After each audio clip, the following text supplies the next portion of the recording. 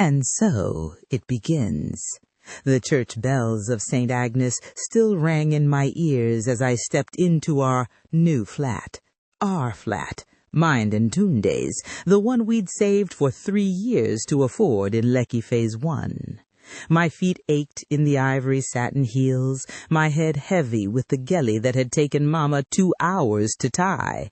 But my heart was light as palm wine foam. Today I was Mrs. Adesua Tunde. The scent of white roses and incense clung to my lace.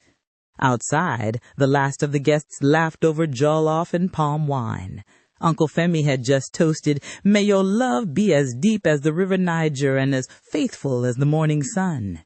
Everyone had cheered, even Pastor Bello had smiled, that kind fatherly smile that had comforted me since Sunday school. And his wife, Auntie Nkechi, Auntie Nkechi had hugged me so tight, whispering, "Welcome to the family, my daughter. Tunde's a good man. Guard his heart." I'd believed her. Now, alone in the bedroom we'd never shared before tonight, I smoothed the silk of my wedding gown and took a deep breath. This was it, the beginning. But the bed was cold, the room too quiet. Where was Tunde? He'd said he was just stepping out to help Pastor Bello with his car. That was an hour ago. I walked to the window, parted the lace curtain. The pastor's black SUV was still parked by the curb. No one was near it. A prickle ran down my spine. Then I heard it. Muffled laughter. Not from the street, but from inside the flat. But we lived on the 3rd floor. No one else had a key. I followed the sound down the hall, past the kitchen to the study, the room we'd barely furnished, just a desk and a chaise lounge. The door was slightly ajar, and through the crack I saw them. Tunde, kneeling. Auntie Nkechi, her back pressed against the wall, her Sunday best, cream lace and pearls torn at the shoulder, her eyes closed, her fingers tangled in my husband's hair. His lips were on her neck. I didn't scream. I didn't cry. My body went stone cold, like the marble countertop in the kitchen.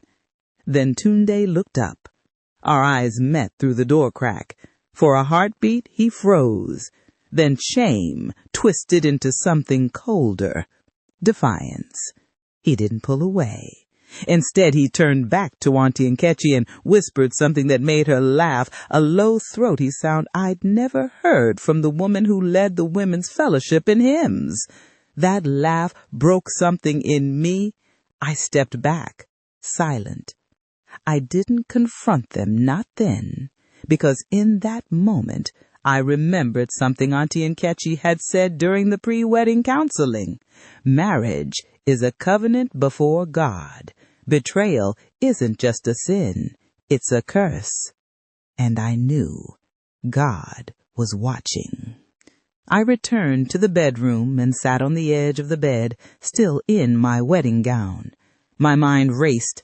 How long? Since when? Had they laughed about me? Planned this? Then it hit me. The emergency 2 weeks ago. Tunde had come home late smelling of perfume that wasn't mine. He'd said Pastor Bello needed help with a parish crisis. Auntie Nkechi had called the next day to check on me, her voice syrup sweet.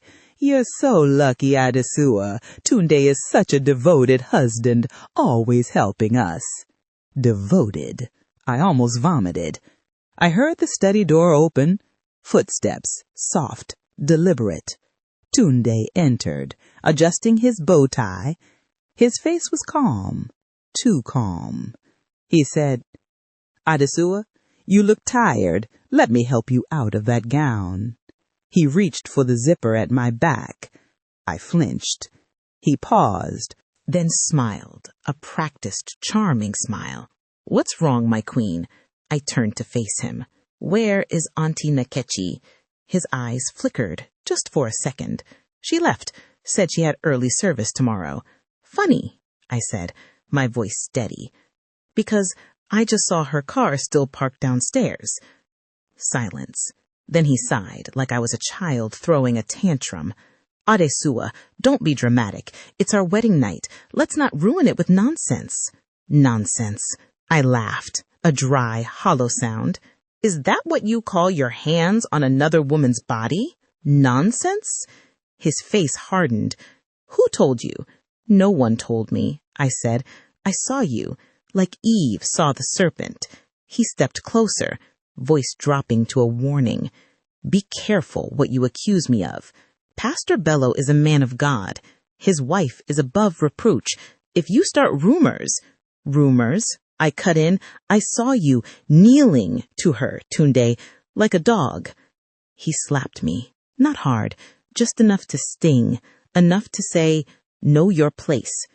I touched my cheek, didn't cry. Get out, I whispered.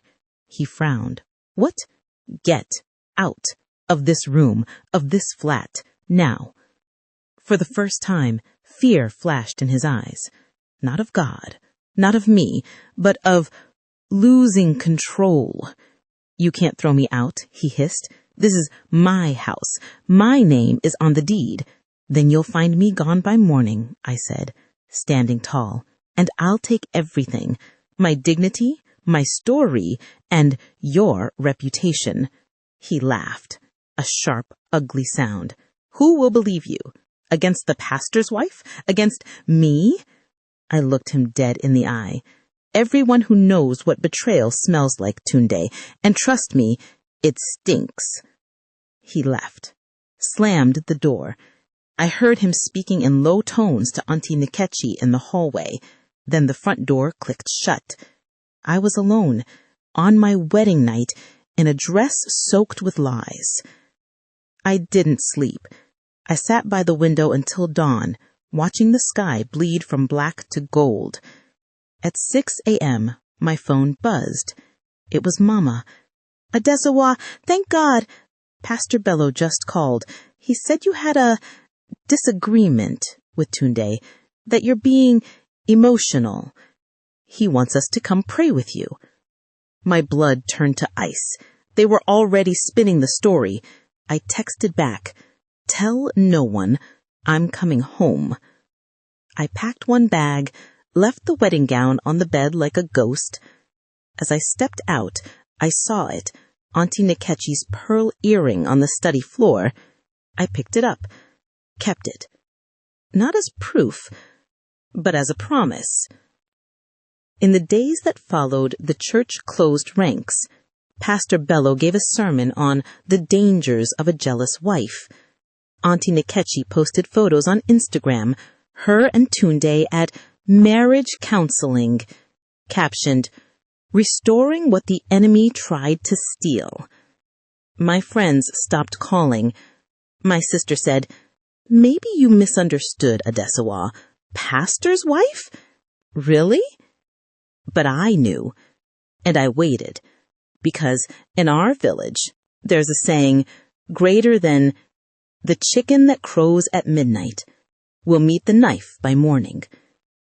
Tunde and Auntie Nkechi thought they'd buried me in shame, but they didn't know I was the daughter of Chief Okafor of Umunze, and in our blood runs the patience of the python and the strike of the cobra.